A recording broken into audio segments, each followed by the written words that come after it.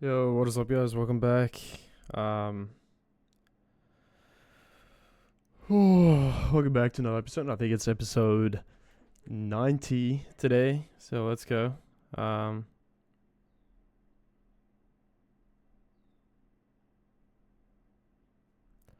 um, yeah, let's get straight into it. Let's check out our Pokemon of the day. I believe yesterday was 89, right? Yeah, we did mark yesterday, so we got 90 today. We got a Shelter. Let's take a look at the Shelter Pokemon sound.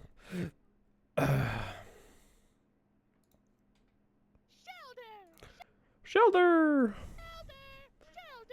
Shelter!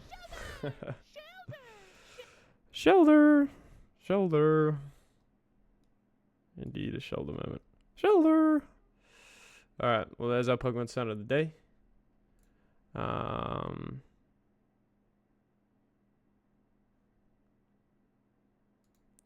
think, did we do this one yesterday? No, we didn't. I don't think. Nope. Okay. You're given integer nums and integer k and integer h is called valid if the values in the array are strictly greater than h are identical. Okay, so we're given a nums and we're given a k. An integer h is valid if all the values in the array that are strictly greater than h are identical. If nums 10a, 10a, a valid integer is h is 9 because all nums I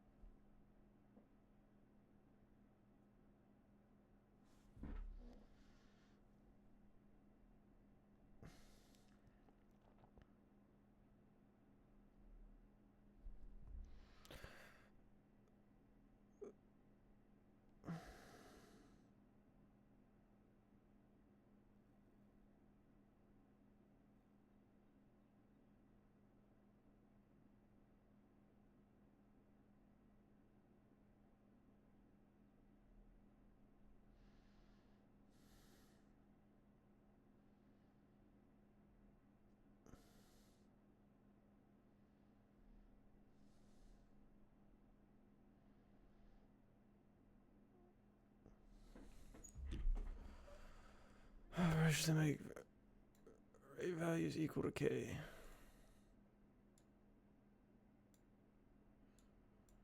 Array h is called valid if all the values in the array are strictly greater than h.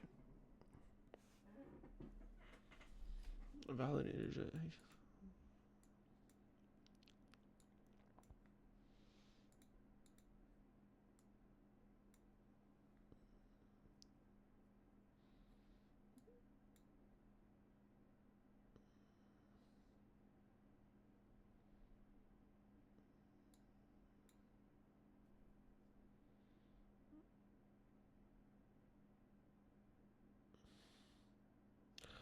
I'm a little confused. Return the minimum number of operations required to make every element in nums equal to k. If it's impossible to make elements equal to k, return -1.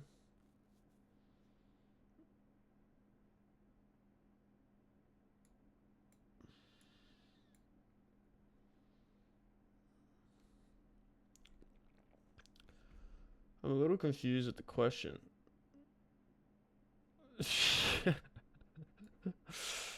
Yeah, I 100% agree.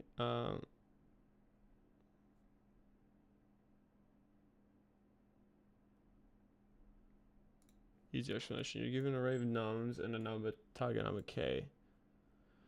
In one operation, you can pick a number h such that all numbers are greater than h are the same. Okay.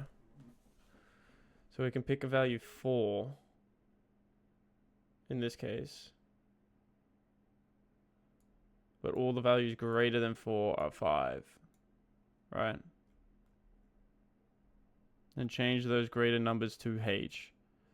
Your goal is to make all numbers in the array equal to k using as few operations as possible. Return the minimum number of operations needed or -1 if it's not possible.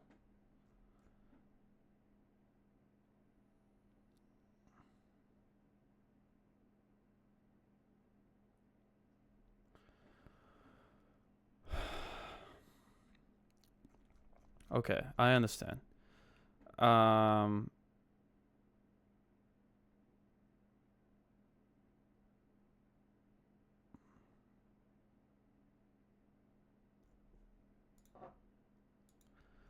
I was thinking a hash table, but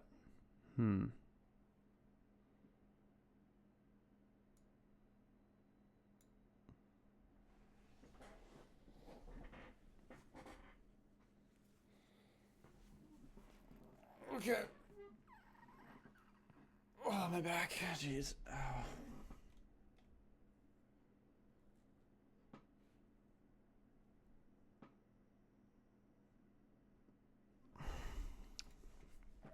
Let's think about this. What's the best way to do this? So, first thing we need to do is we need to figure out how we can select the number, right?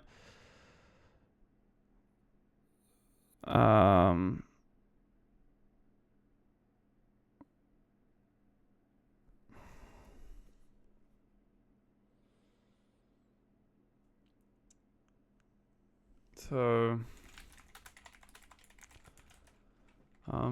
let's create a hash map. If I not in my dictionary, -go dictionary I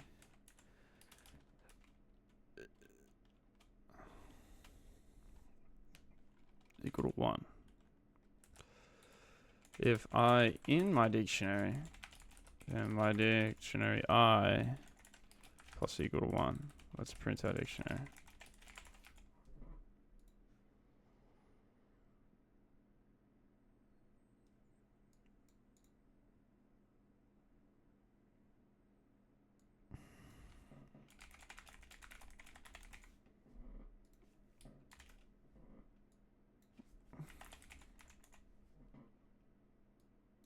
I don't know if this makes a difference, because I'm not sure what error I'm getting here. Oh.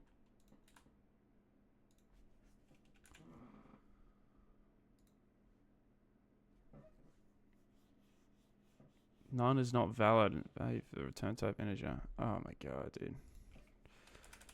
So we have to return -1.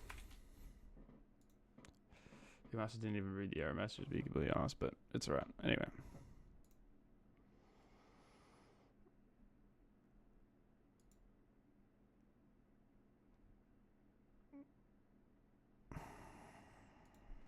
Okay, we have to do, well, if nums I is greater than k,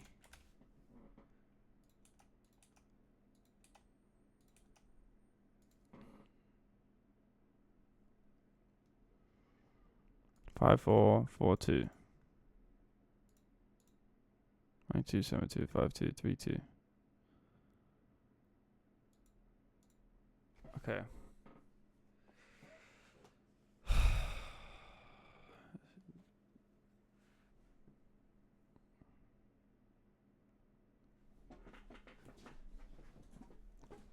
I think we're going to need some sort of while loop here. I'm thinking, because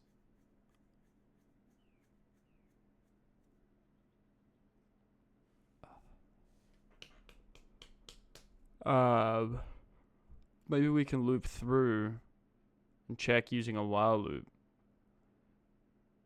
and then count every single operation needed. Take a look at some of the hints.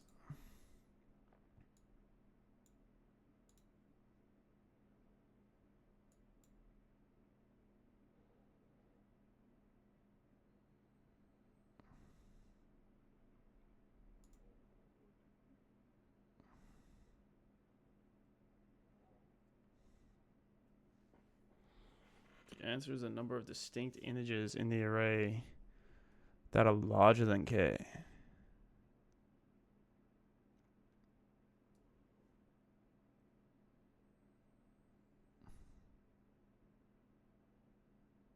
The array contains an integer less than k.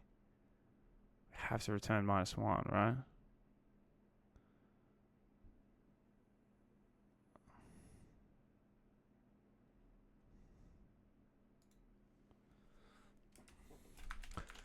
Edge case if integer is less than k. Alright, so we would just loop through. If I is less than k, we would just return -1, right?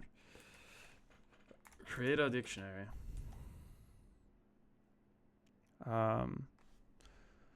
Create some sort of while loop that counts, right? Because we're returning the count here, right? So let's create our count variable.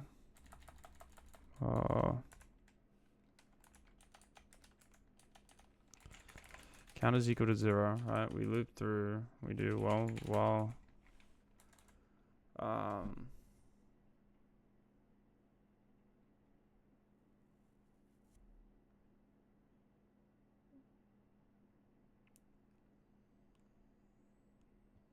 how can we keep this while loop going though? What's the condition? We have to think of something that's like universal. Well,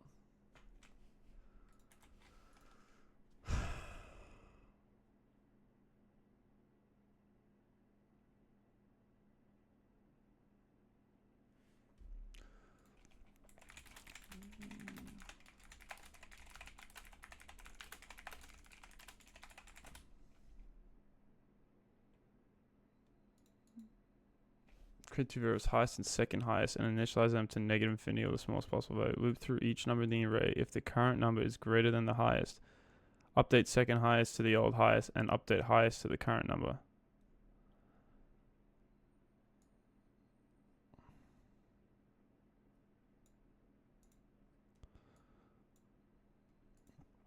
Let's try that actually.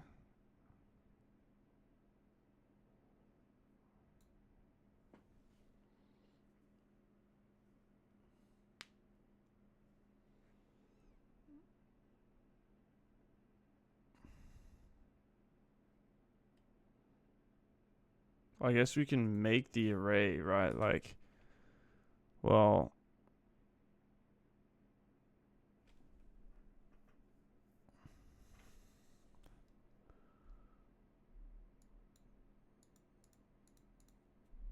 right, we can make, this is my current thought process, right? We can make the array, so, like, let's do make array to compare, right? We do, okay. We do, let's do nums2 is equal to k,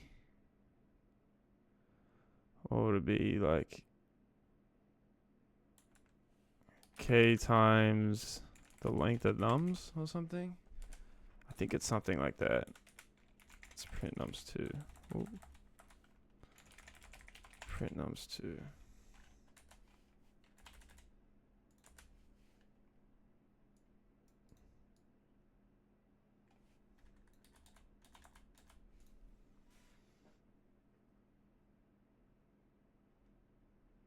Okay, good. So we do while nums does not equal nums2, right? We increment our count after each iteration, right? So we'll have to initialize our count before, loop through, count plus equal to 1. Then we check, well, is nums k, okay, we can do, okay, well, for num in nums, right, how did they do it here? They do, if num is greater than highest, second highest is equal to highest, highest is equal to num.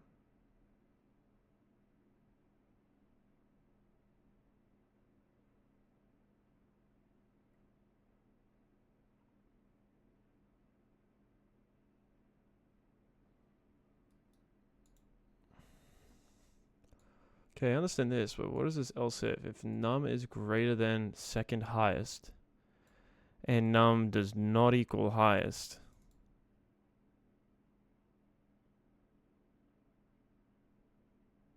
Okay, I understand. Okay. Let's do that. Okay, so, well, if num is greater than highest, right, we need to create our highest.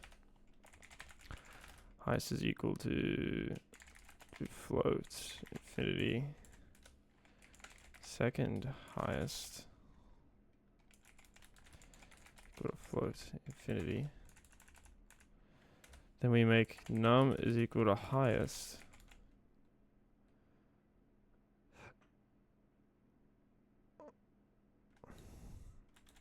Target make second highest equal to highest.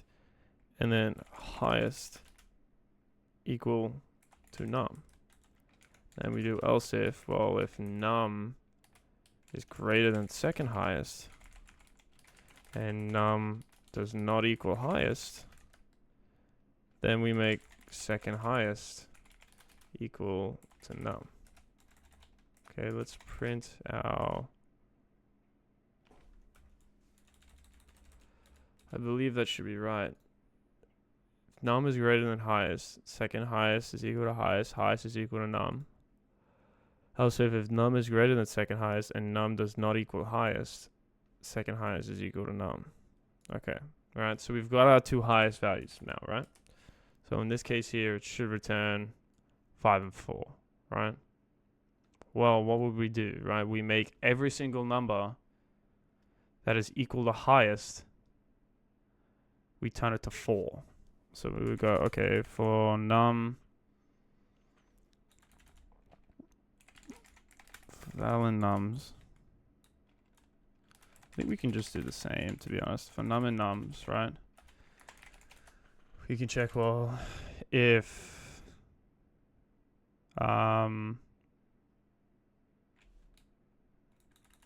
in range length nums, right? If num, if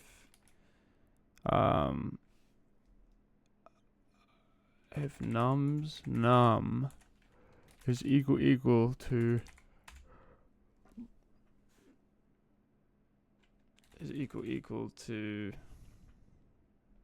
highest, then num is equal to second highest, right?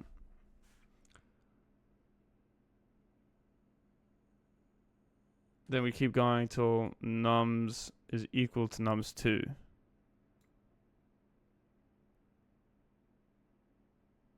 Right? And our edge cases are, well, a number less than, so k has to be the lowest number, right? If k is not the lowest number, then it doesn't work. The algorithm doesn't work. K has to be the lowest number, or else we get an infinite while, right? So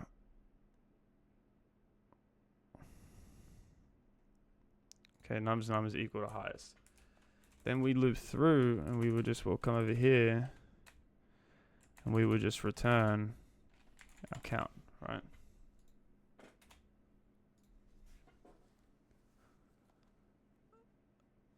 Ooh, cannot access local variable second highest.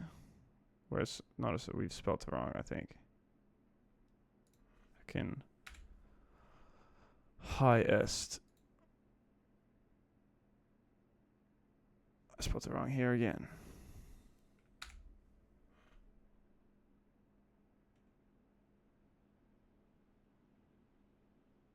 Well, I think we've been stuck in an infinite while.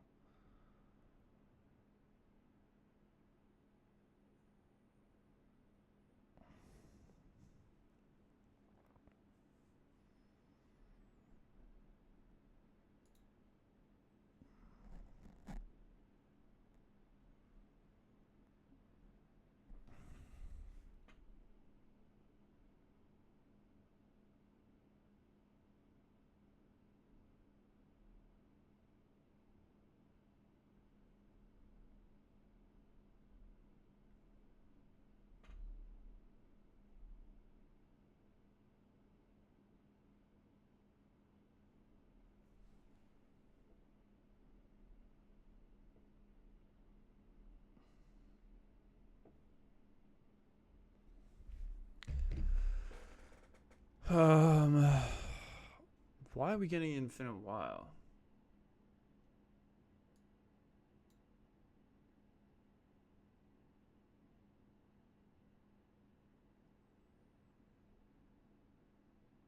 Oh, I think it's because, well, after each iteration, it's not changing, right? So I think we got to reset these variables at the end of our while when we process them, right? I think we're going to make second highest equal to float again.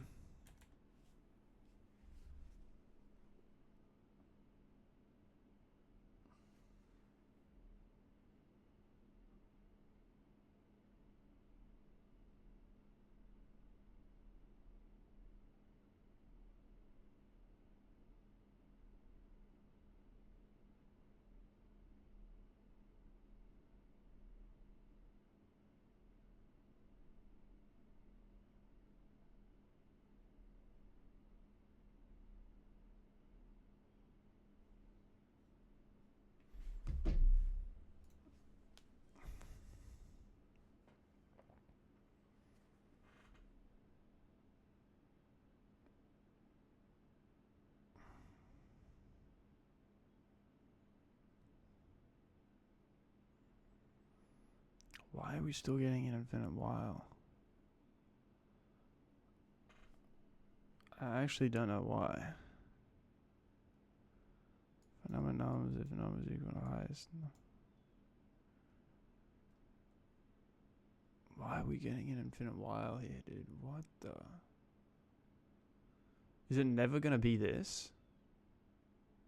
I feel like it should. I'm not sure why we're getting an infinite while. Let's take a look why.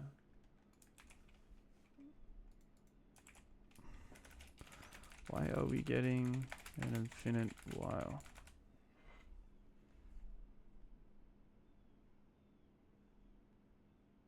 I honestly don't know. I think we're taking two bags, but the girls are taking like the minivan.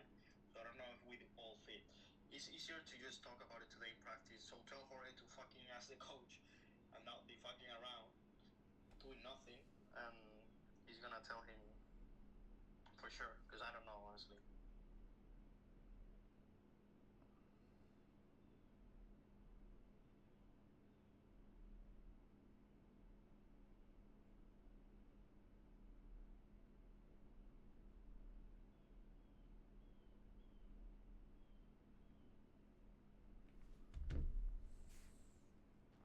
Trying to reduce the numbers in K using.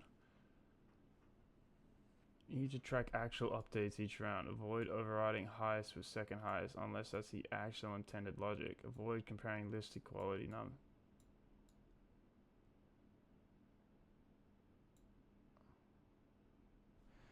Is this the wrong comparison here? Like, typo second highest versus second. What? Oh.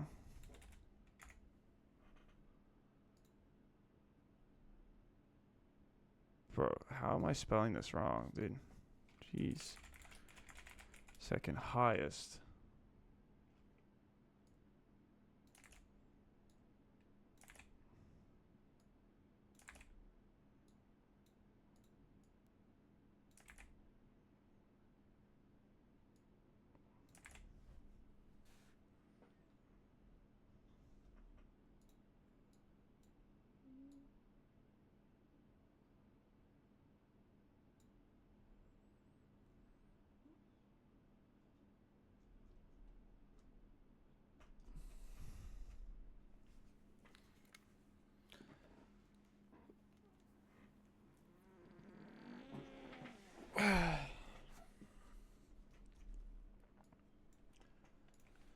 Damn, bro.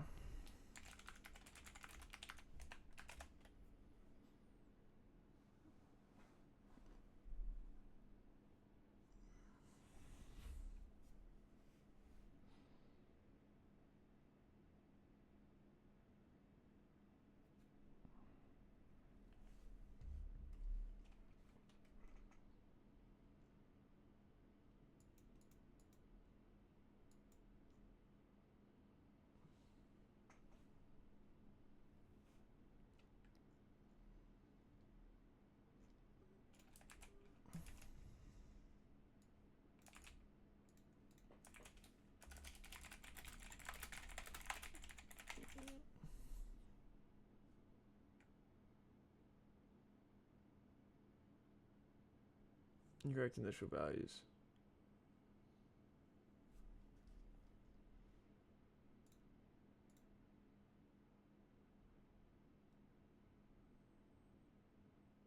Oh my god.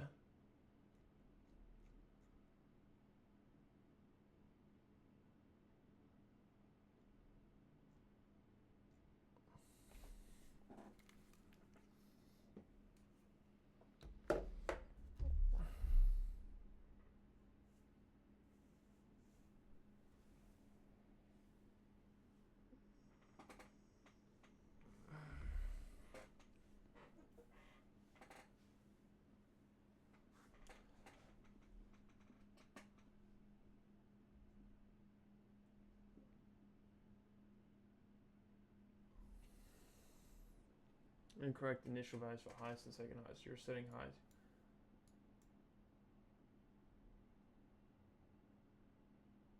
So this has to be negative infinity.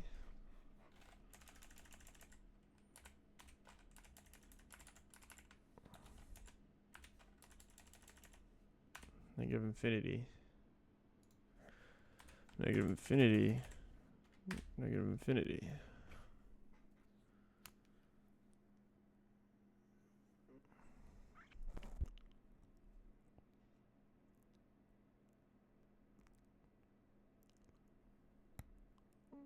No, still an infinite while. Logical for comparing nums to k times length nums each.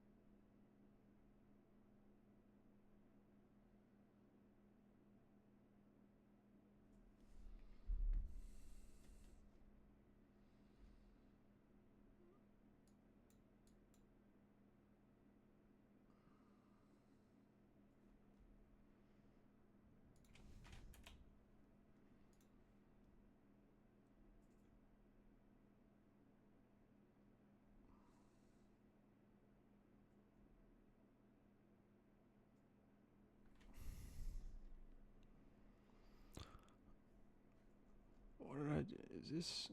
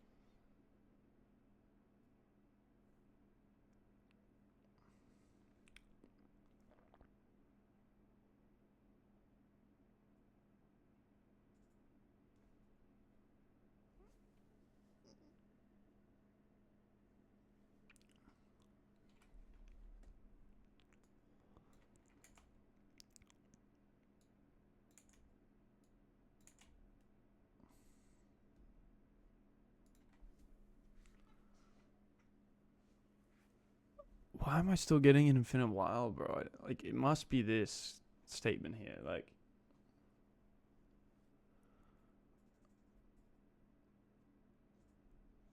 okay, I'm gonna take a look at the code they gave me. Is it my code or is it?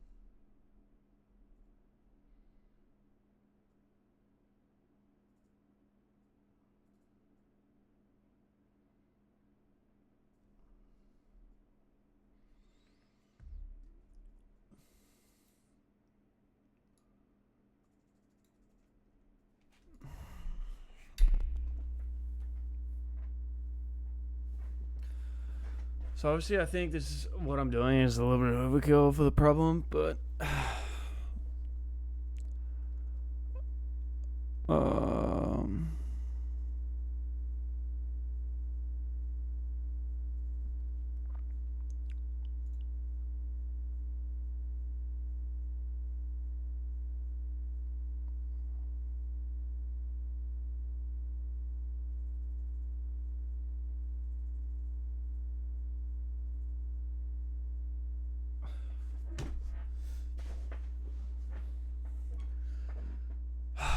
I didn't think about it like that. The number of operations are the number of distinct values in K. So it'd be 2 here. Be 2 here. Here would be right, it's -1. 4, bro. Like, look at this code, bro. Like,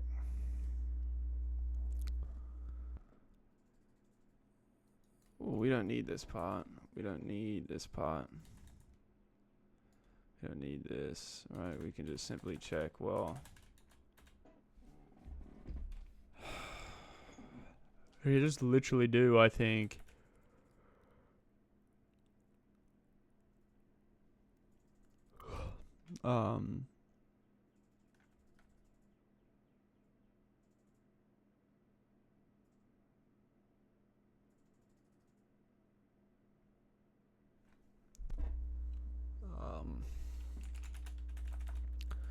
we could do nums2 is equal to set nums.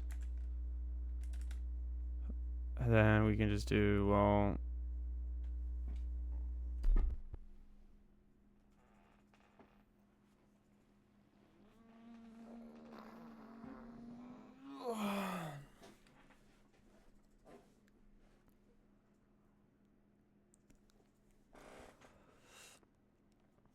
K is equal to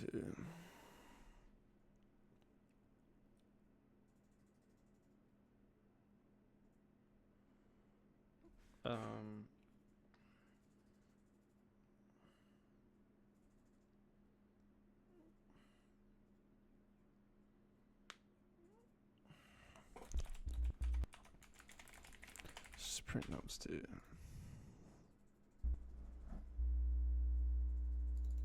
We need to return an int. So we can just do like a count here. Just loop like I in nums2 if I is equal to k, we just break. Otherwise we do count plus equal to 1. Just return count. We have to skip k.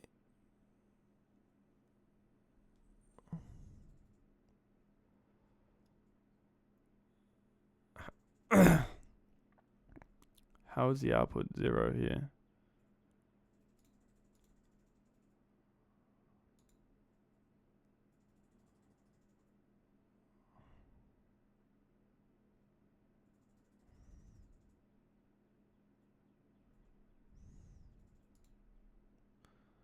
How is the output 0 here, bro? What?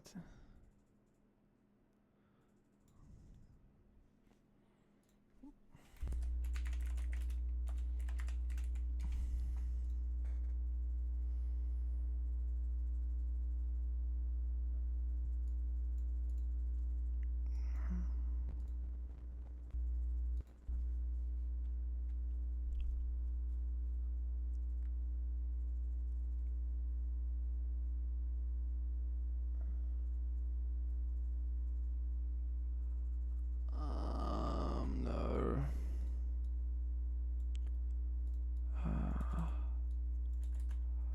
We just loop through nums.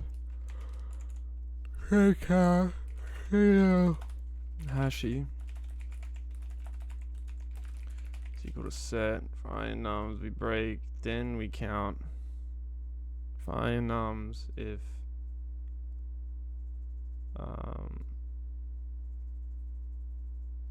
I is greater than k, and we do, well, set.add, we add k, then we just return the length of hashy. Oh my gosh, try to do set hashy.add k.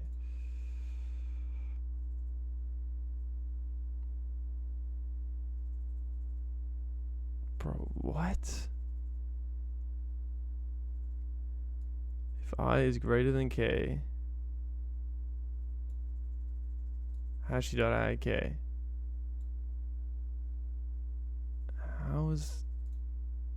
How are we getting an output of 1, bro? Like, what? Dude, I've been stuck in this problem for 40 minutes, bro. Oh my god.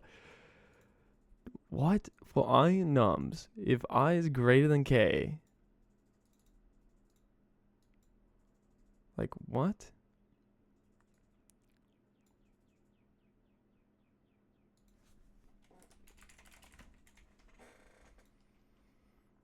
This is really starting to piss me off, dude. Okay, so 5 is greater than k. We add that. Should return 2, dude. Like, what? We print the length of hashy. Print hashy.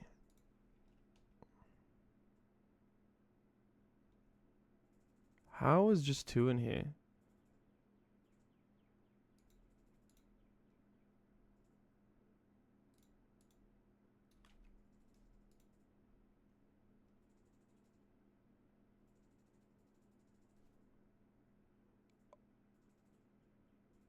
Oh, wait.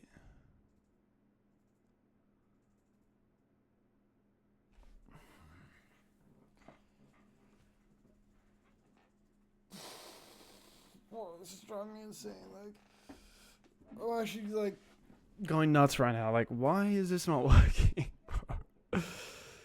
We create a simple count. We're just looping over. We're printing every single I. If the I is greater than k,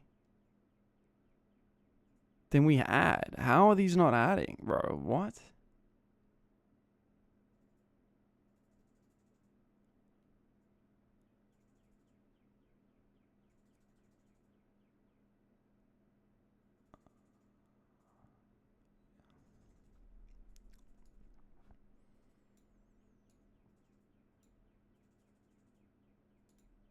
Oh my god, I'm adding k, bro. It took me so long to realize I was adding k.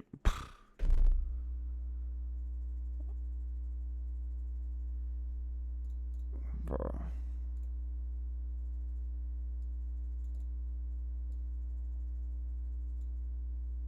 Return the length of hash set minus 1 if k hash set else length hash set. Man, I over fucking thought about that problem so hard, dude. Like,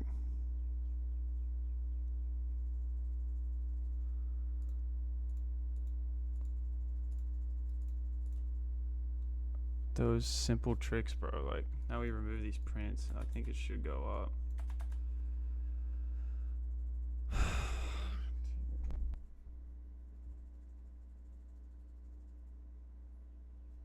Like,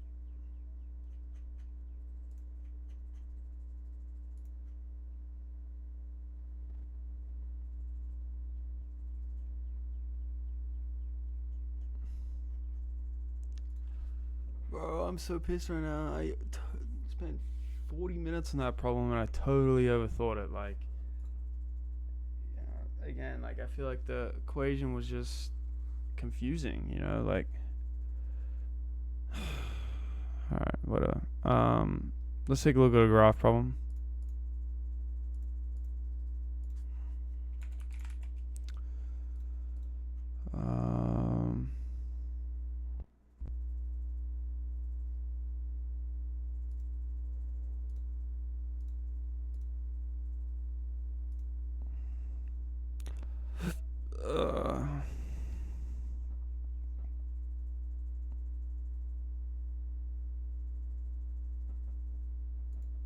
Find the city with the smallest number. There are edge cities number from 0 to minus 1 given the array edges where edge I is from to weight. Okay. Represents a bidirectional and weighted edge between cities from to and give the integer distance threshold. Return the city with the smallest number of cities that are reachable through the sum path. Represents a bidirectional and weighted edge. So it's undirected graph. Return the city with the smallest number of cities. Return the city with the smallest number of cities that are reachable through some path, and whose path is the most distance threshold. If there are multiple such cities, return the city with the greatest number. Okay.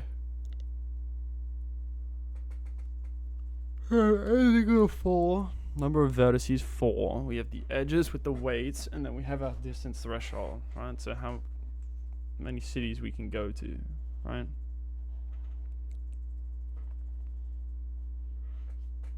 Cities 0 and 3 have 2 neighboring cities at distance threshold 4, but we have to return city 3 since it has the greatest number. Okay. Why city 3?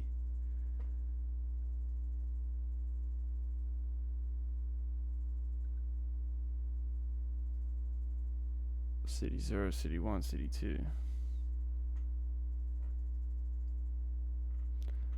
City 1, city 0.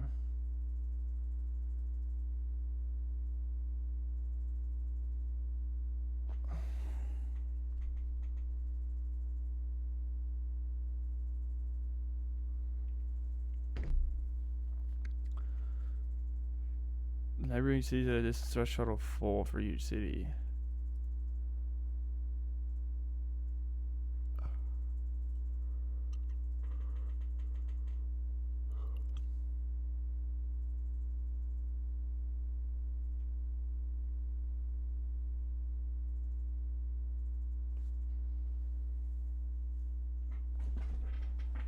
I'm a little confused.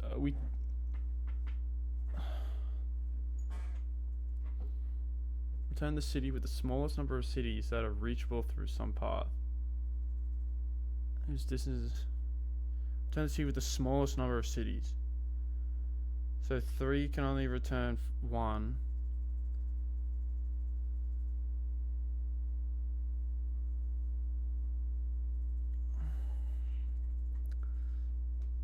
I'm a little confused here. Why would city 3 be part of this? City 1, we can go to city 2. Okay, with city 0, we can go to city 1, city 2. With city 2, we can go to 1, we can go to 3, 1, and 0. Okay, wait, I think I understand now. City 0 can go to city 1, city 2, city 3 can go to city 1, city 2, city 1 can go to city 0, 2, 3, city 0, 1, city 0, 1, 3. Okay. Okay, if we want to build this list,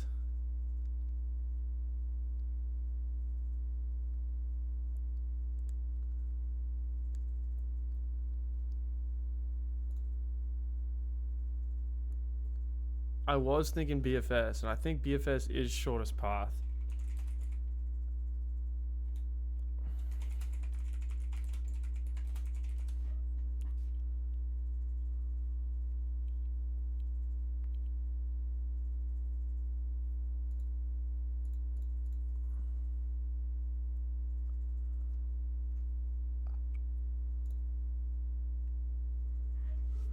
Dynamic programming, graph, shortest path.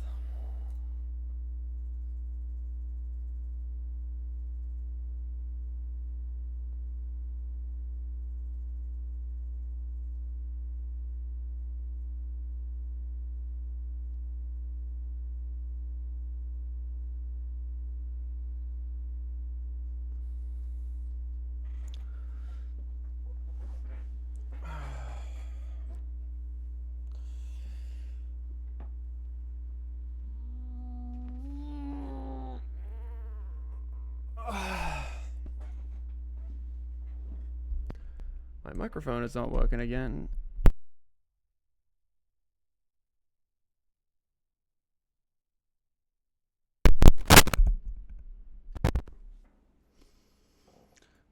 Okay, I want to make the adjacency list here, right? Because I feel like That's important. Adjacency list, right? We want to pass in our edges. Okay. Initialize our graph. For edge and edges, we want to pass in, we have A, B, and C this time.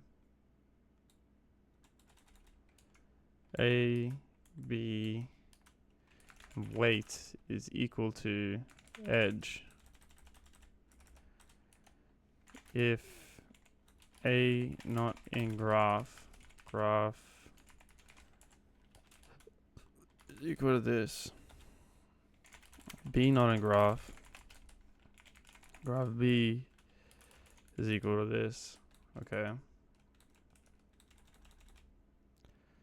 Then graph A is equal to graph A dot append B weight graph B dot append A weight. Then we just want to return our graph. We want to call our function adjacency list graph is equal to adjacency list.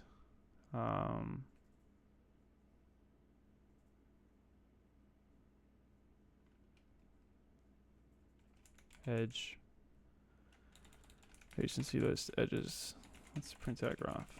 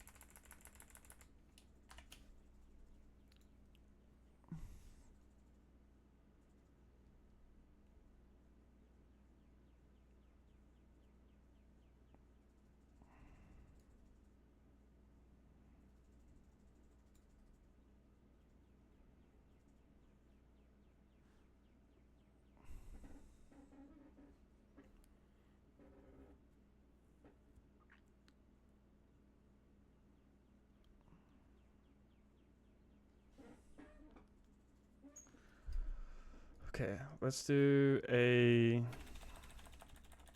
let's call the BFS function. So let's do, well,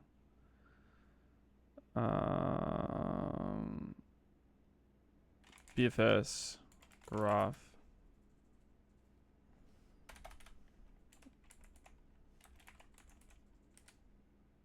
Alright, so we call our def BFS graph. We want to import our queue, alright. So let's import a queue from collections. Import DQ, alright. We want to initialize our graph, so our queue is equal to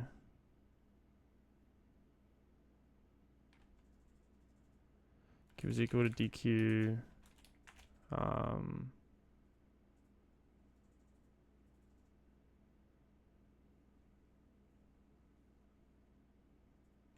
Initialize with our first node, right? So our first node would be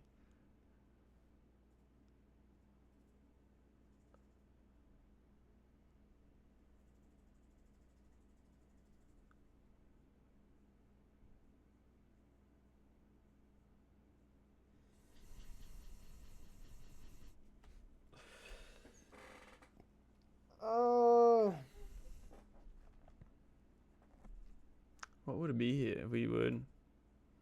We don't need a visited set, right? Because I don't think it really matters about connections, right? Because we're kind of looking at the weight more, right? So I'm thinking, well, we have 3.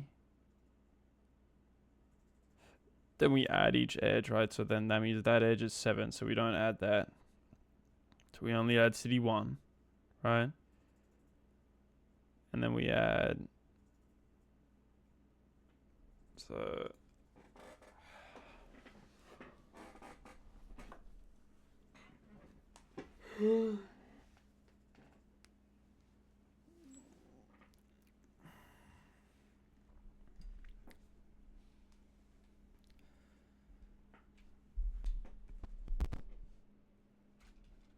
I'm honestly not sure.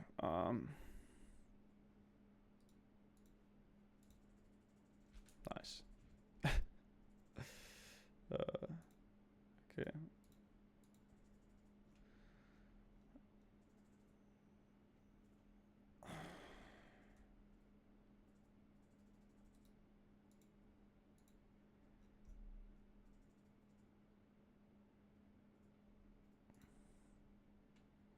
I do want to do a DFS problem after this because I want to kind of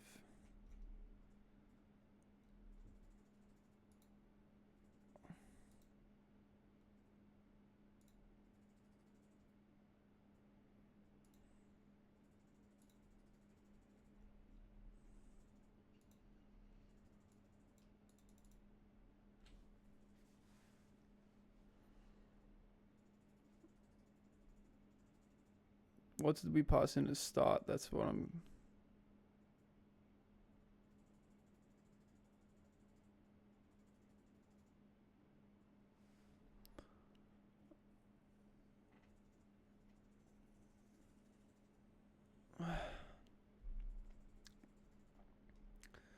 We loop through.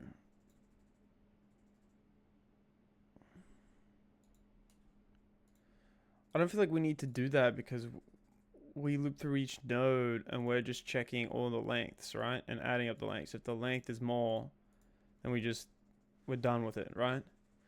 So I don't think we need to check.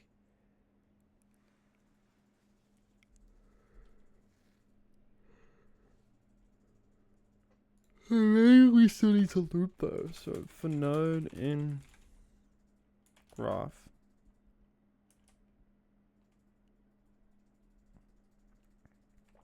we will call BFS graph node, right?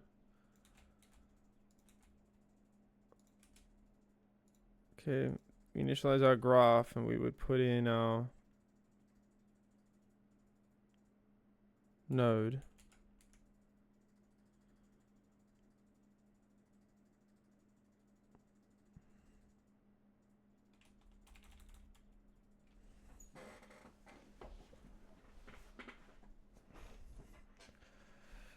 I think we would put in our node here, right? And then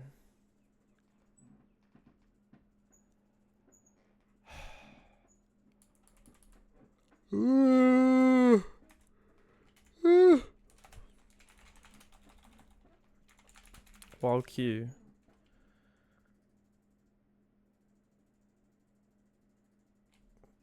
But I feel like we need to put in our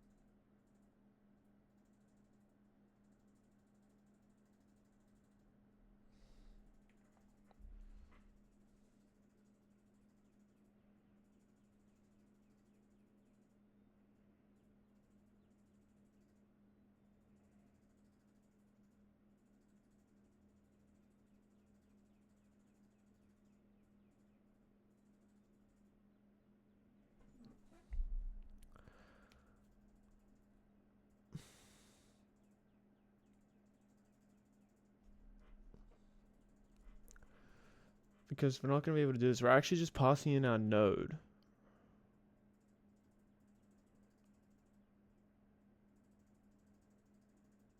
We need to pass in like our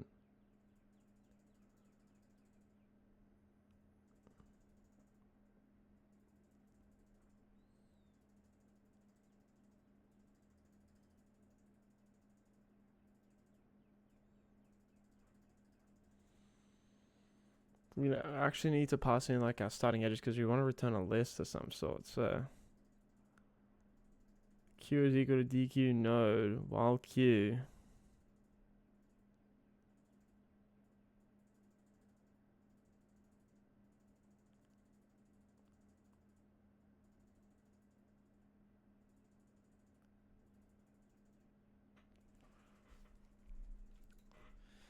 Maybe can we pass in our edge? Like our edge is equal to graph. We pass it like graph node.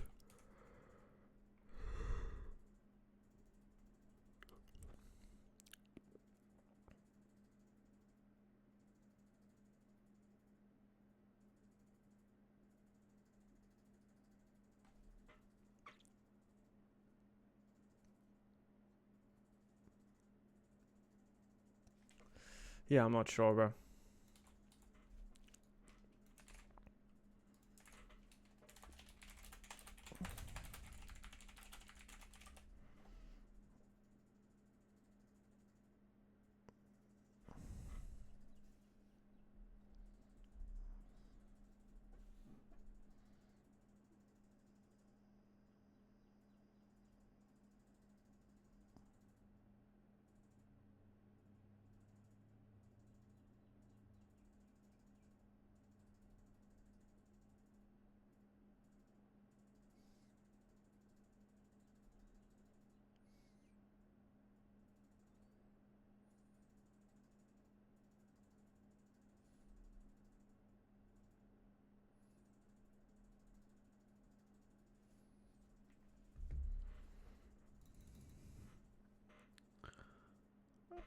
We're implementing Dystra's algorithm.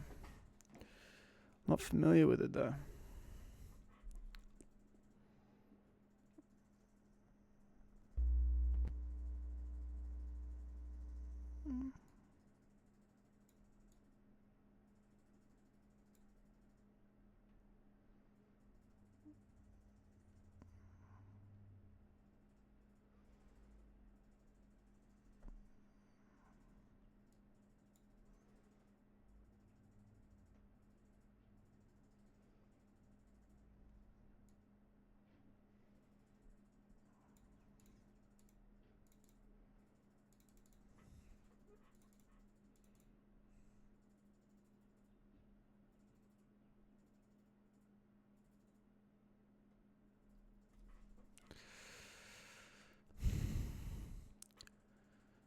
BFS doesn't work here.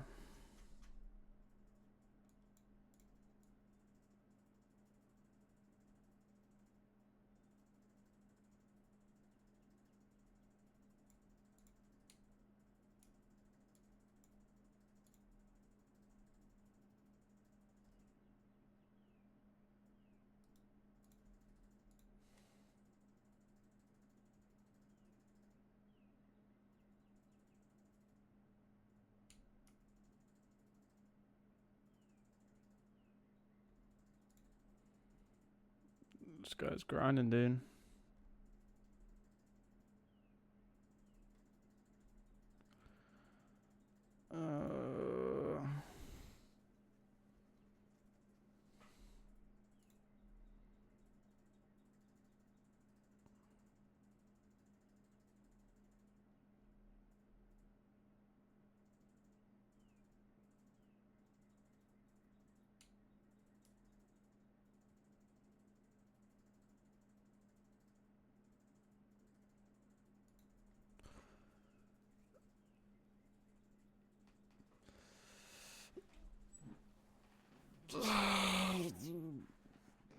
So frustrating, bro.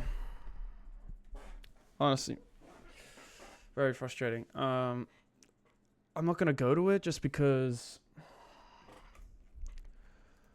we're gonna move back.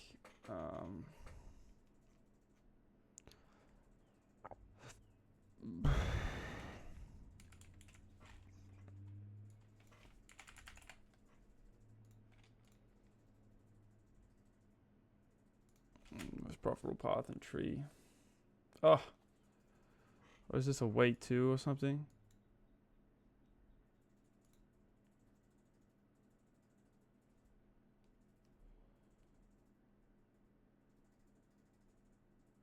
Fuel cost to report to the capital.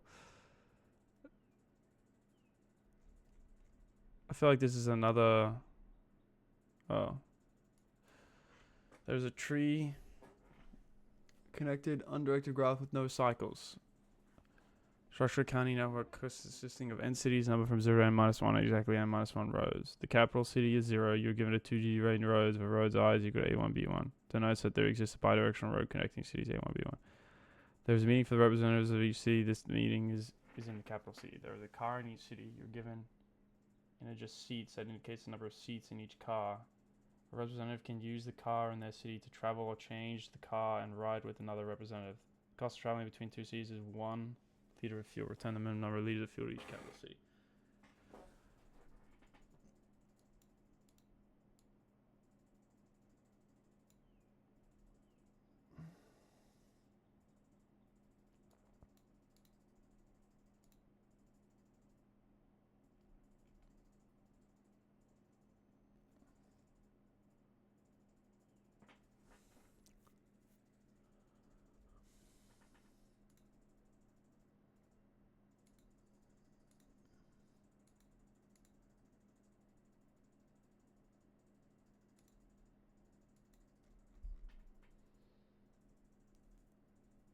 There are 5 seats per car, right?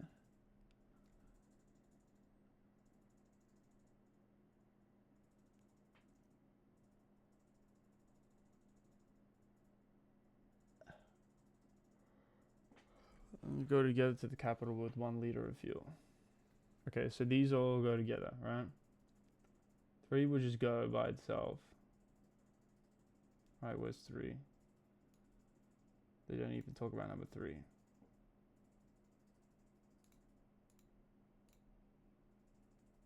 Representative 5, that's what I meant. Okay, so we're going to have to perform DFS here on these nodes, right? Boom. You're going to have to keep probably a visited array, right? Because we're going to have to loop through, not for the cycles, but to know that we visited these ones, we're going to have to keep some sort of an array because they've jumped in with them, right?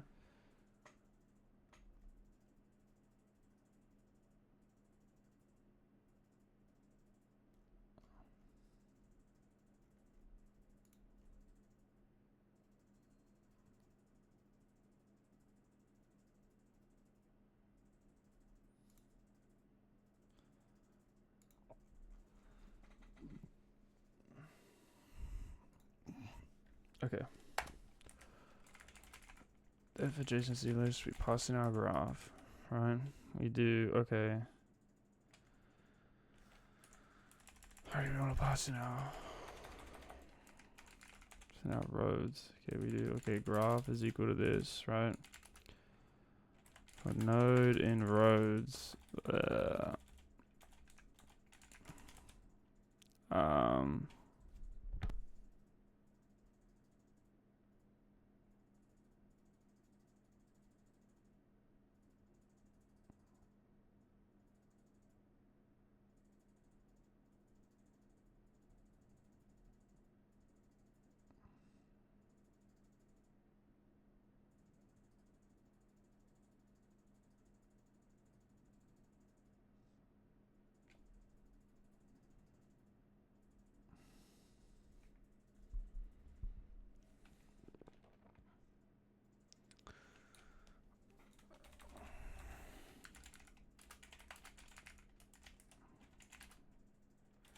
Road and roads.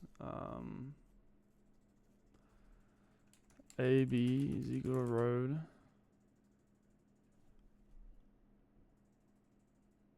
I guess this could technically.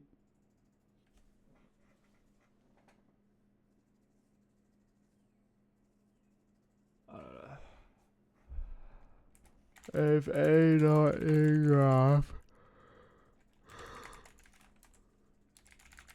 then B. If B not in graph, graph B dot append A. Oh, sorry. If A not in graph, we need to do graph A. Go to this. If B not in graph, and graph B is equal to this. We do, well, graph A. Oh, graph A dot append v graph v dot append a. Let's return our graph. And then do call our function. Graph is equal to ADJ list. Pass in our roads. We print our graph.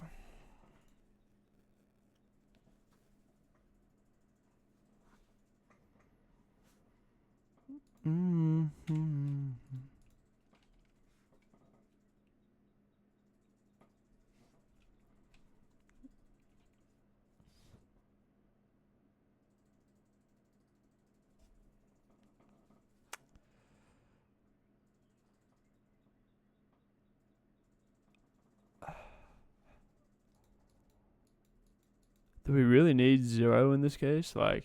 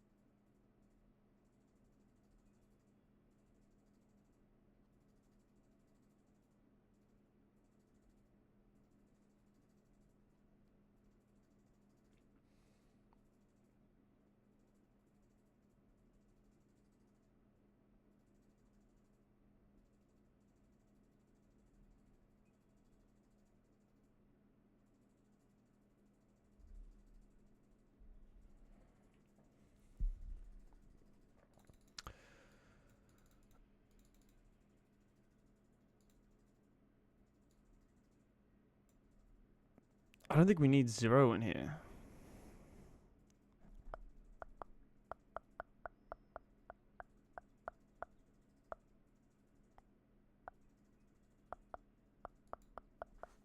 Maybe we can just remove it. How to remove a key pair from dictionary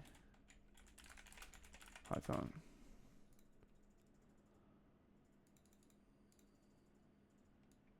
Oh. Okay, so we go here and we want to delete. Yeah, 0?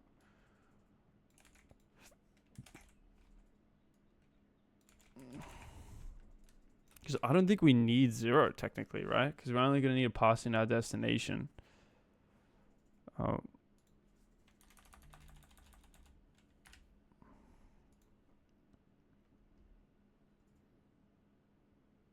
Bro.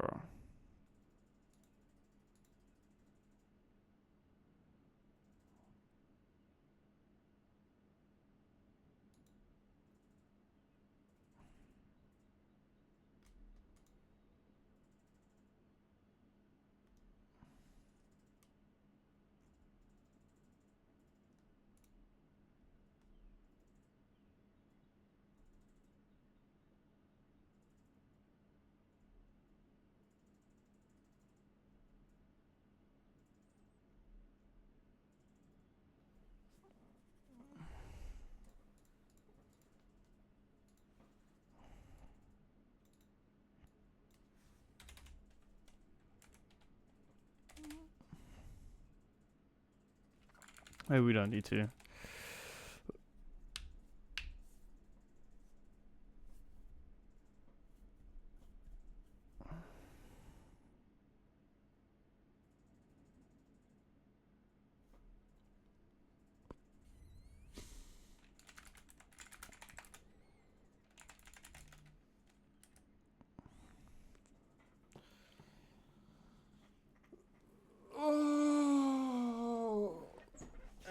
For node and graph, we can do, okay,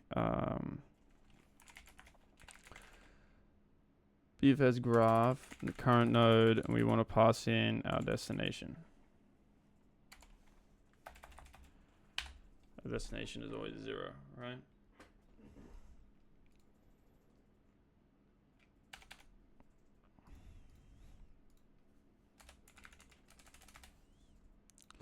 Def BFS, graph node 0, graph node dest. Okay, let's just do, well, if node is equal to destination, we just return, right? We can just return.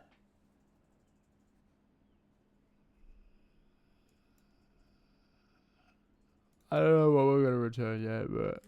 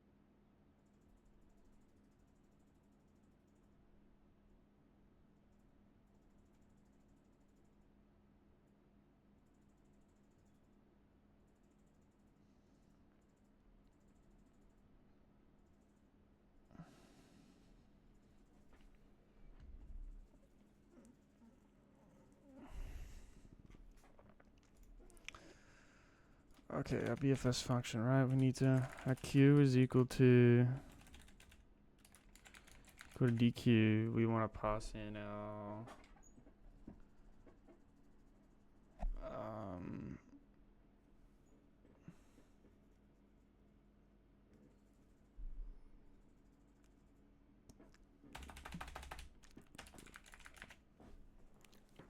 oh my god, dude, I'm not thinking well today, bro. Oh my god. Our DQ. What are we doing? We're starting from a node, right? And we're moving.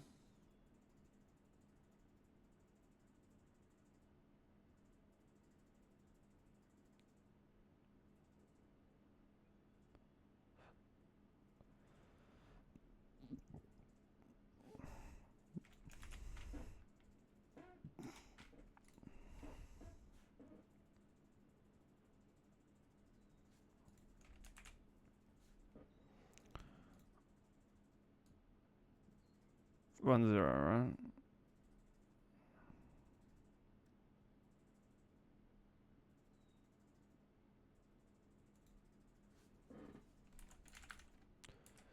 Q node. Okay, so we do for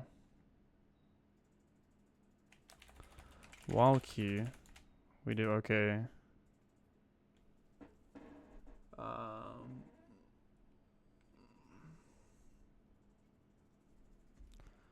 think we're gonna need like some sort of like visited array. While Q.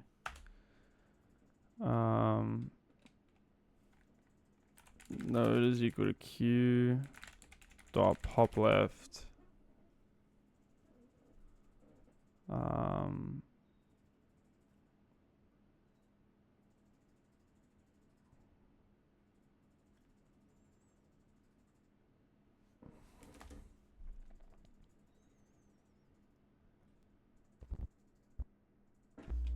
I don't think we need to check that here actually. Check well if node is equal to destination, then I guess you can just return 0, right? Because if it's 0, we return 0, right? Otherwise, we go through and we do, okay, for I in, for neighbor in graph 0,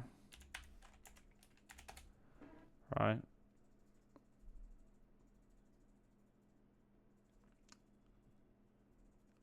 Let me check well.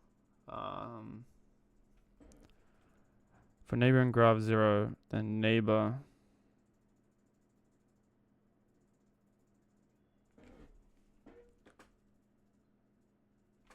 graph 0, graph node.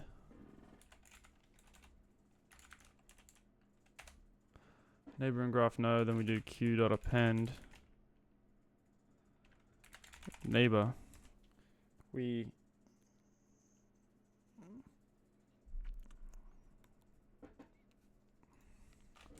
check if it's not in visited. If neighbor not in visited, then we q.append, right?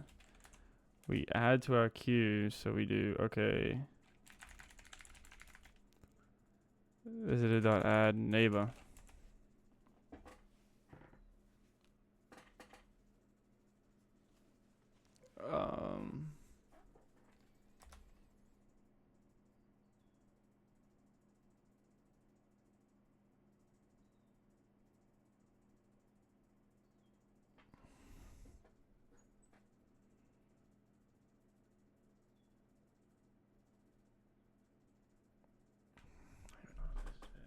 Q.append neighbor. Visited.add neighbor.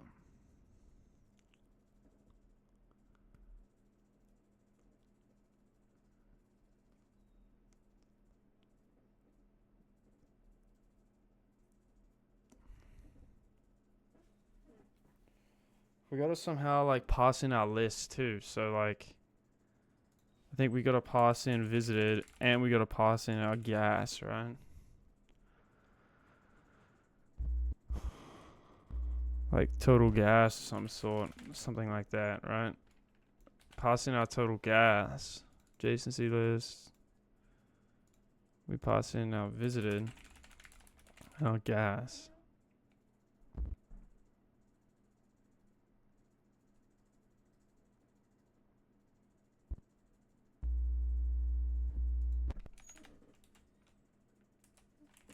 Visited.add.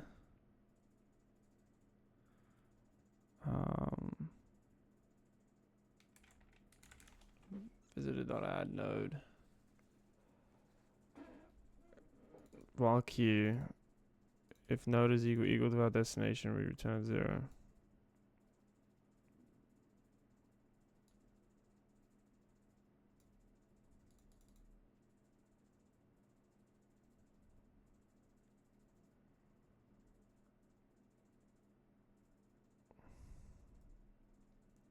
Visited, our gas is 0, right?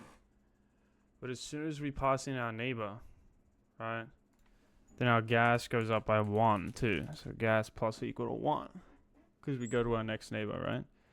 Then when we get to our neighbor, node is equal to destination. I think we just want to return our gas, right?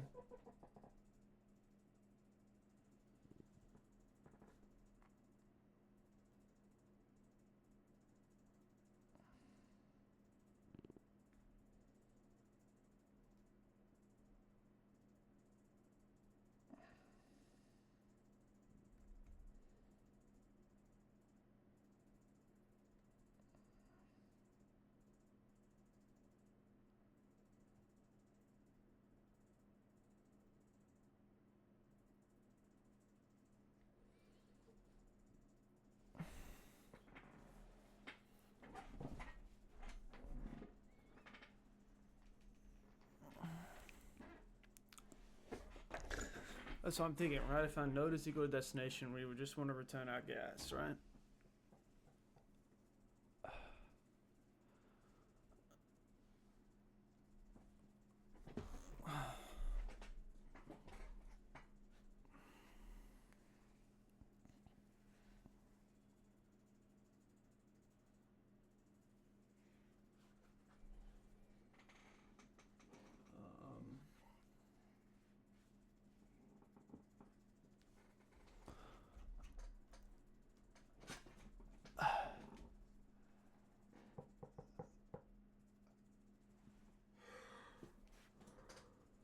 For neighbor and rough node, if neighbor not in visited, q.append neighbor, visited.add neighbor, we increment our gas, right?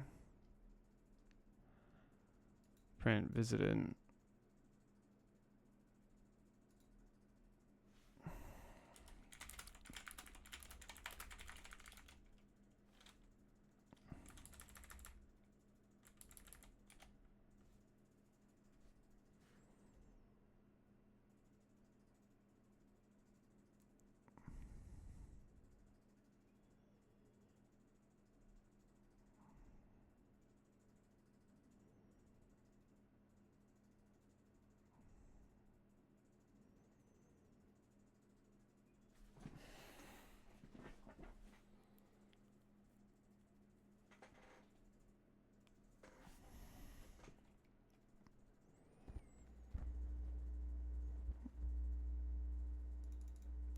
Increment out guy. We also need our total seats, right? So our total seats. Seats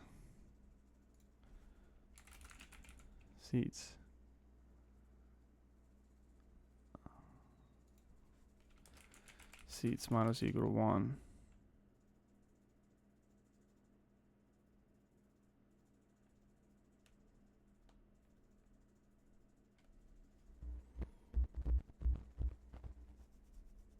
We have to take care of that.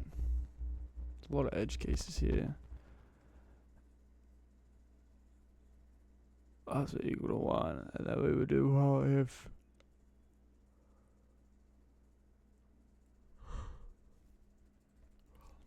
man, this is a lot to think about, dude. Holy shit.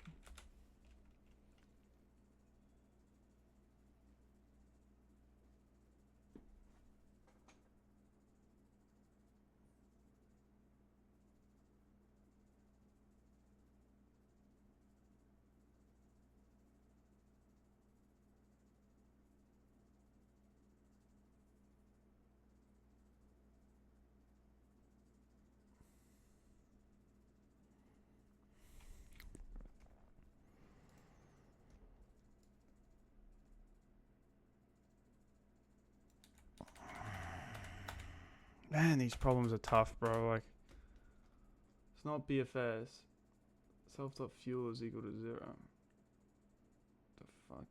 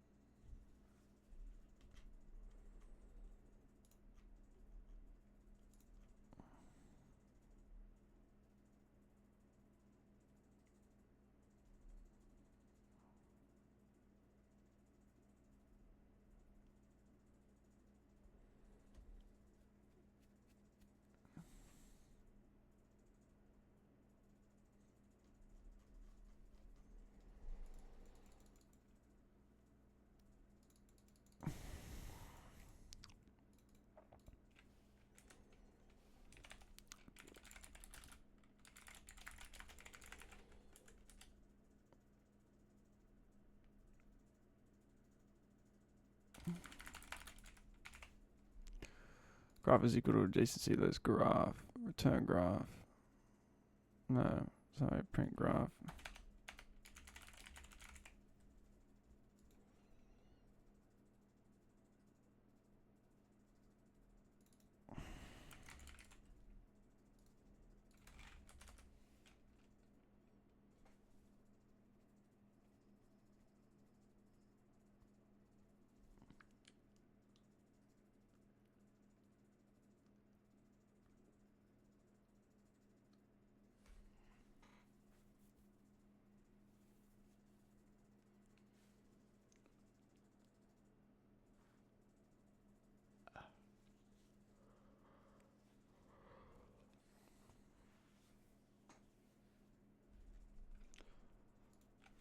Can you?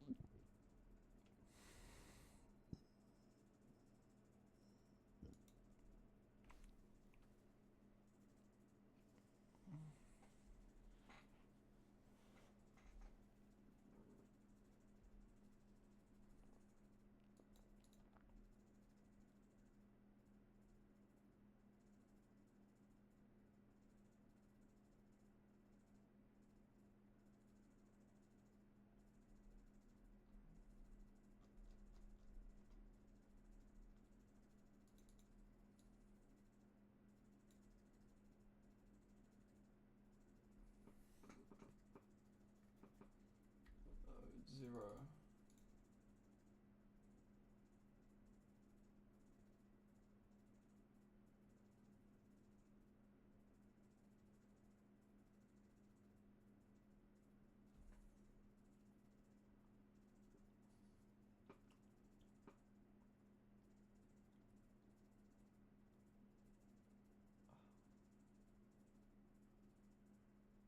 Why do we start at 0?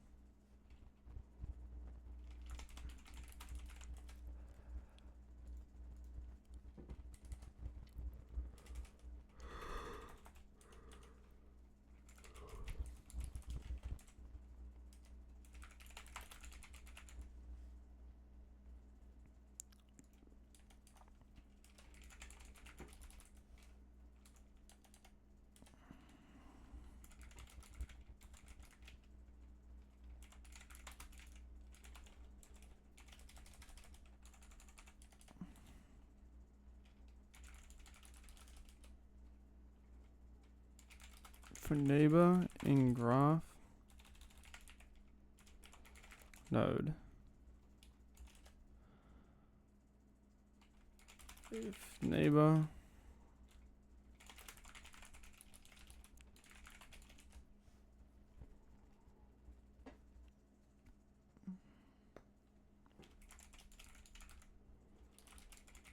DFS neighbor node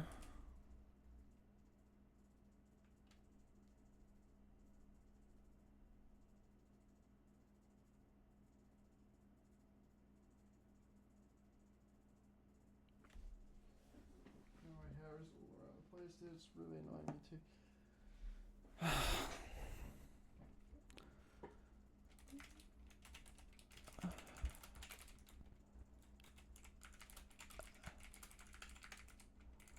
After fuel plus or equal to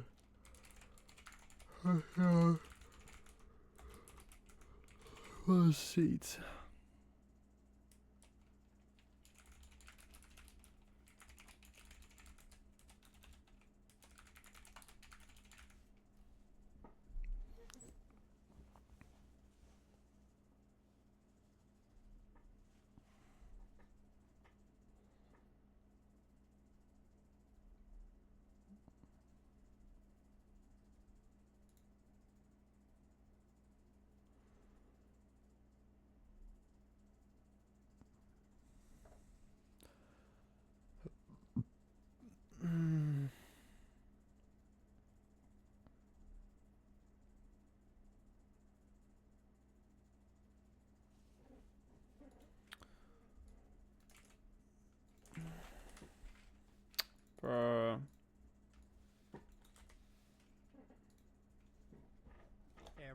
welcome back. Let's write some more Leetcode today. So today let's solve the problem, minimum fuel cost to report to the capital. This problem is really tricky, but I'll break down my thought process and then you'll kind of realize that it's not magic. There are logical steps that you can follow to solve these types of problems. So we are given a tree. Now it looks like a regular graph, but it will have the properties of a tree in that it will be a connected, undirected graph without any cycles. That's going to be really, really important. This graph doesn't have cycles, and we want to calculate the minimum fuel cost. Now, the way we calculate the cost is that this is our target position, node 0, and then every other node will basically need a path to connect it to node 0. We know that's going to exist. That path will exist. This is a connected graph, and there's not going to be any cycles in any of these paths. But it's not as easy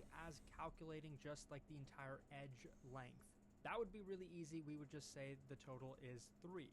But we also have another restriction, which is the number of seats. I'm not going into the context of this problem because I don't think it really matters too much, but we need a path from every node to node 0, which I guess I'll call the root. And I think this problem makes a lot more sense when you actually draw the graph as a tree, because now we can make things even more complicated, but it's not super complicated, as I'm going to show you in just a second. So this is sort of our root node, and what we want is a path from every node to the root node. Now, to actually calculate the minimum fuel, I said we have another restriction, which is we have the number of seats. So, for example, if we start at this node 4, this node has a car that will drive it to the root node. Every node has a car that will do that for them.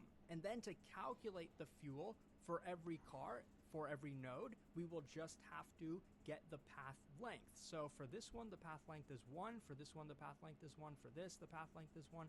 And for these two guys on the bottom, the path length will be 2. But like I said, we have something called number of seats. If every car just has a single seat, then yes, we'll have to do it the way we just described. But what if every car actually has 2 seats? Well, for this node, it doesn't matter. The path that takes it to the root is length 1, and this guy's not going to be visiting anybody else along the way. Same for both of these. What about these two nodes? When 4 is driving to the root node, why doesn't it just pick up this guy as well? Then we can just take one car that will drive both of them to the root. It's basically carpooling. Now, if this guy then also wants to drive to the root, he kind of has to go by himself because this person will already have been picked up.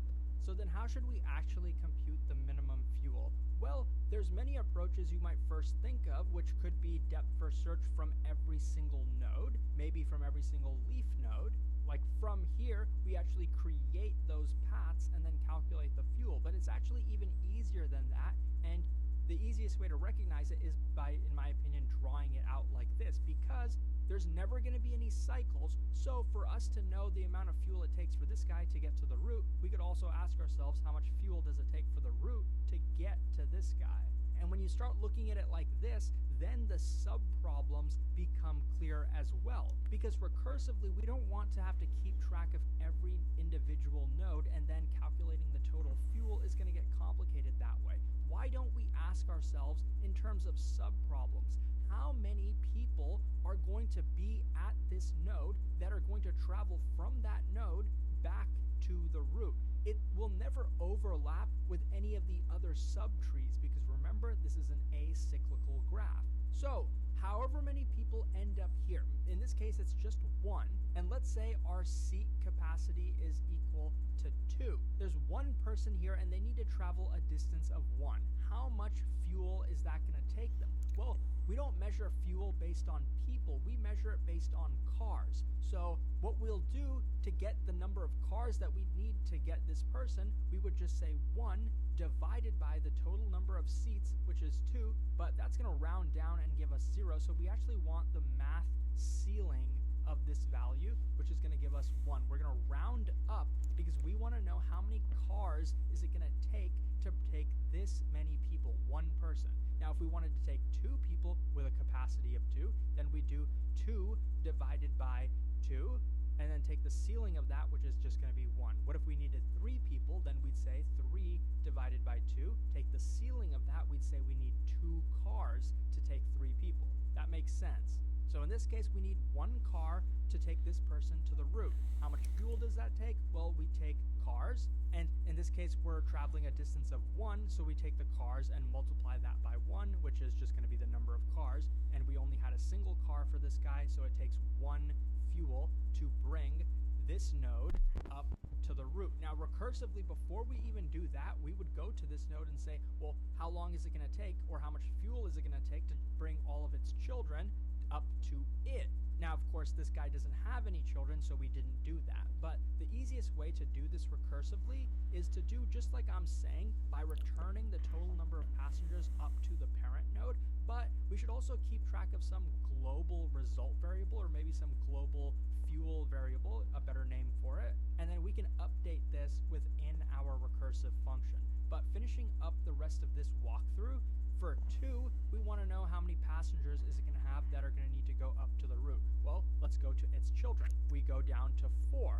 How many passengers does 4 have? It doesn't have any children, so we're just going to return 1 up to the parent, and then same thing from 5. We're going to return 5 up to the parent. So there's going to be 2 passengers that this is going to return to its parent. But before we even do that, how much fuel would it take to bring these guys up to this? Well, for each of them, we would do the same computation we did with this guy, which is we'd get 1 car for 1 person here, 1 car for 1 person here. For each of them to go up, it's going to take 1 fuel. So we'll have 2 total fuel that it took to bring them here. So we had 2 people here that we got from the children, but let's not forget about this guy. So we actually have 3 people here, which we are going to then return up to our parent. And then the parent is going to see 3 people, 3 divided by our capacity, which is 2. That means it takes 2 cars to bring them, and to go a distance of 1 with 2 cars, it's going to take 2 fuel to get there. Now, we haven't really been keeping track, but I think we're at about 5 total fuel by now. And then lastly, we'll have this guy, which is going to take 1 fuel to bring him to the root. So in total, we'll have 6 fuel for this problem, the minimum amount of fuel it would take in this case. That's pretty much the problem. As you can see, we're mainly just doing a depth first search starting from the root, so the overall time complexity is going to be big O of n.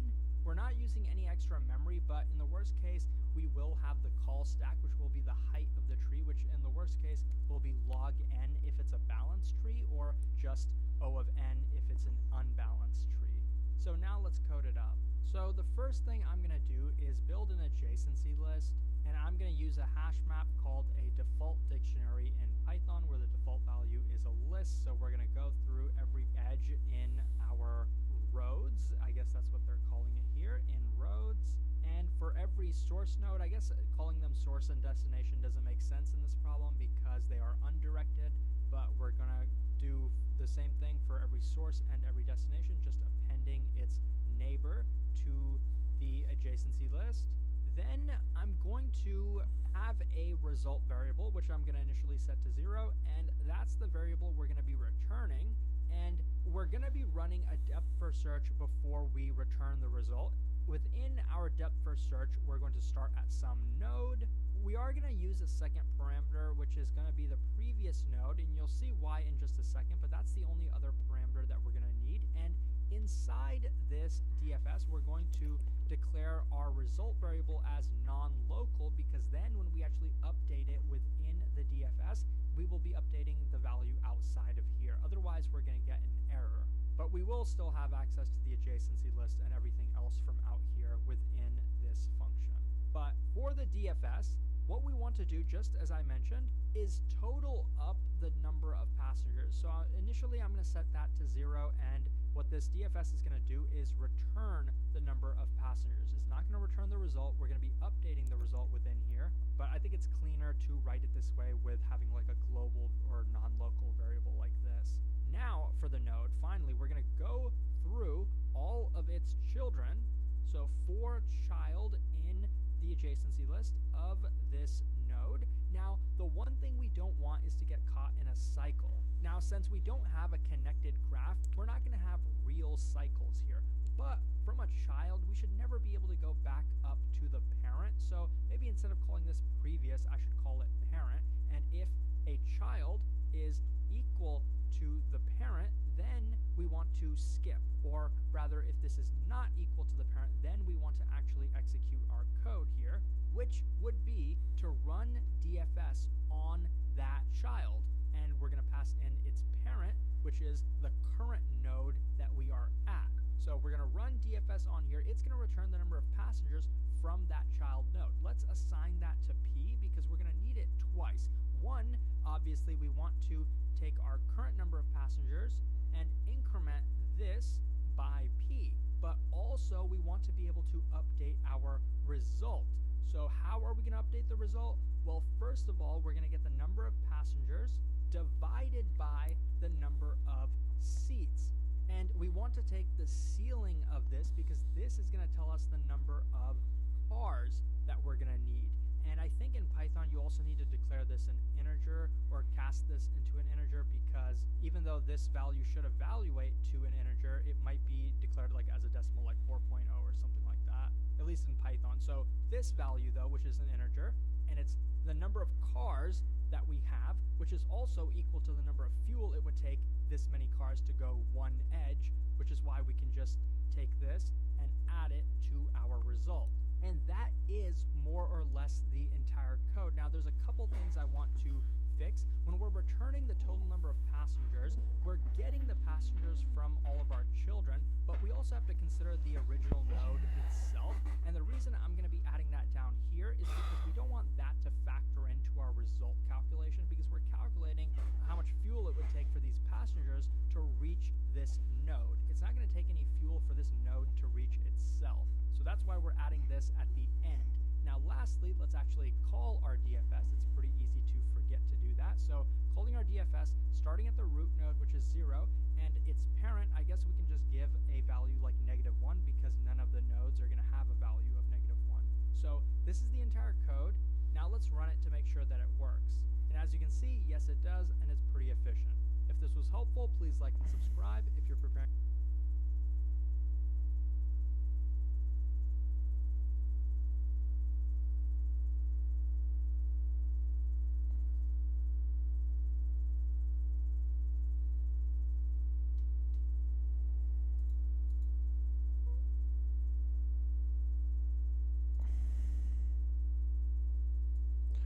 Bro, I'm getting so sad right now, bro. Like, we return our graph, our DFS.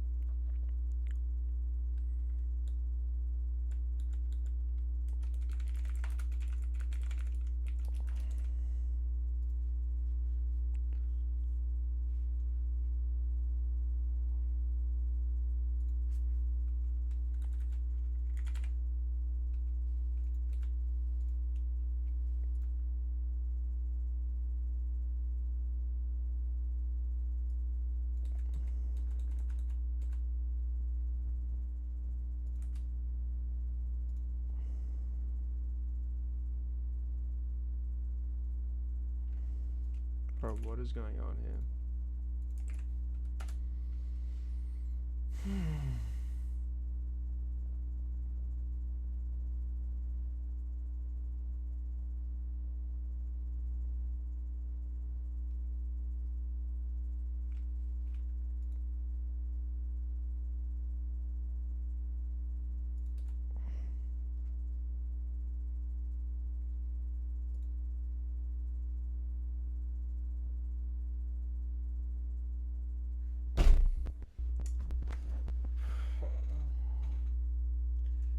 Oh my god, dude. Oh my god.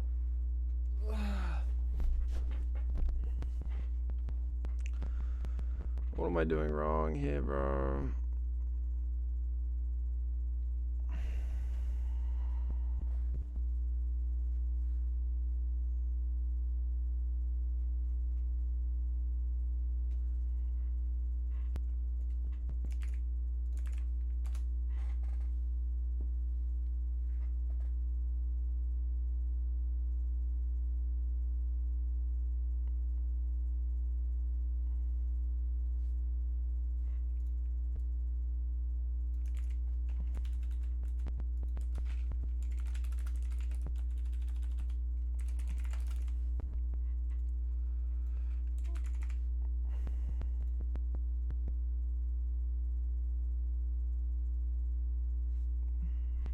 Why? We're getting a key error here. Neighbor in graph.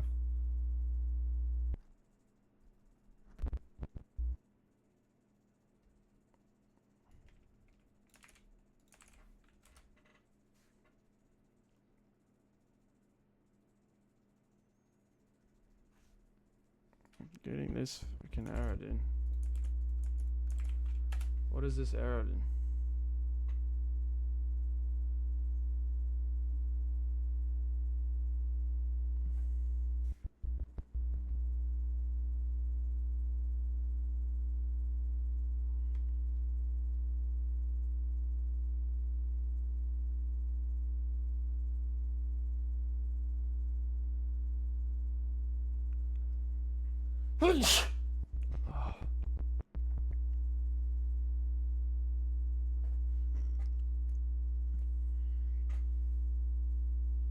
I think it's the way that I'm building the graph, dude. I think there's something wrong with it, but like I swear, bro, this is the same. Like, you know, like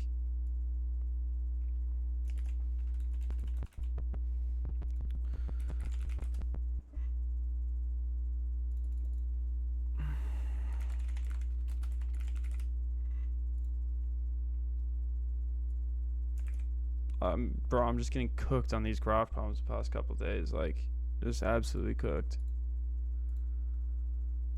Like, we've only done one problem today, really, like, in 2 hours. Like, bro.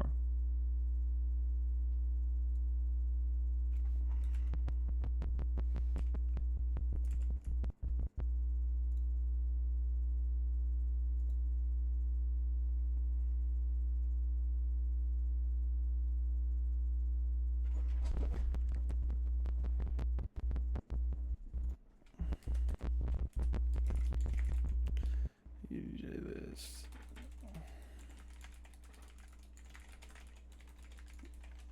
Graph, right? Let's pass in our. I'm getting a headache too, bro, because this shit's just pissed me off. Like,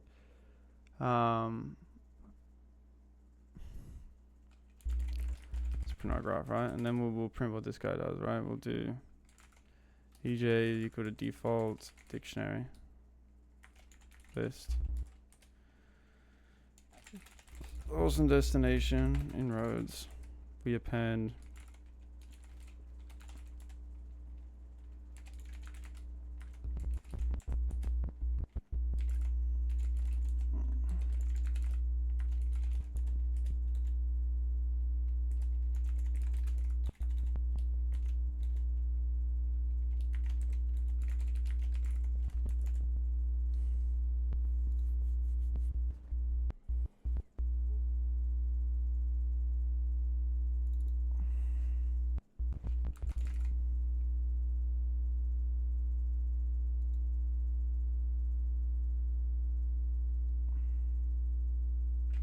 It's the same thing.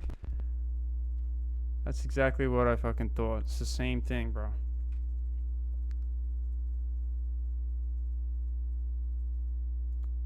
It's like, bro, this is insane. Like, so what am I doing wrong, bro? Like,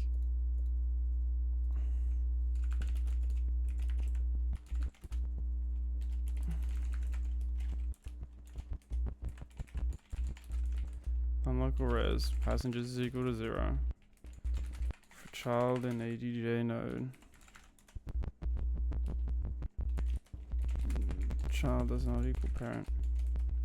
P is equal to DFS. Child node.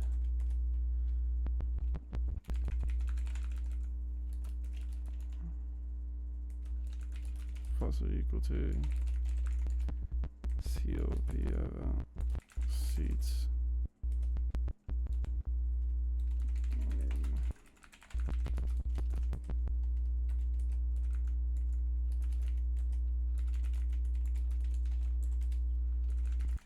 Res.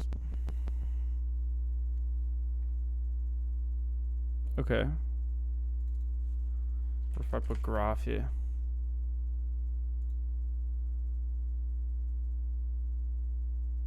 Why do we get a key error on this one? Like,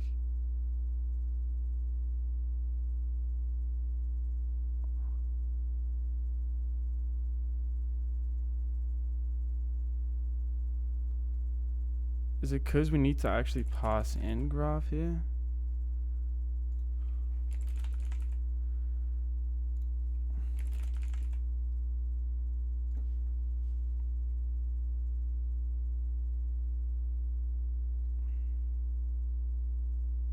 I don't get this. I don't know why.